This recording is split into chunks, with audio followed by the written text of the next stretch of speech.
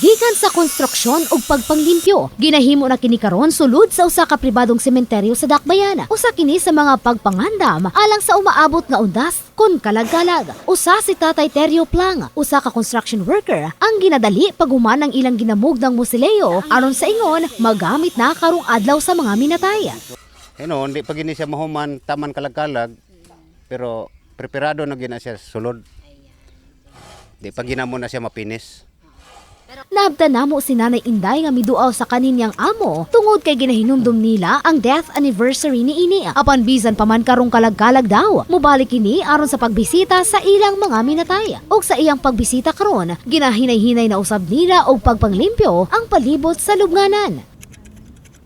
Oo, si Ama Bilin Sison. Sino yan siya relative mo ninyo? Yung ano namin, yung amo namin dati.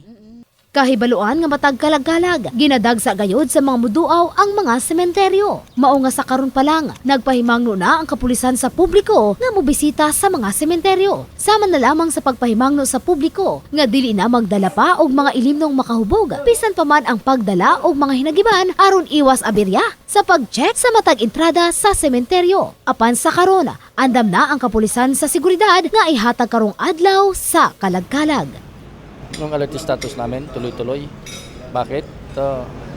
Yung pagkatapos lang sa South Cotabato, patapos yung mga festival dito, tapos susunod na yung ngayon October, aside from yung filing of candidacy, tapos semester break, tuloy-tuloy na, undas hanggang December na yan, January. Oo.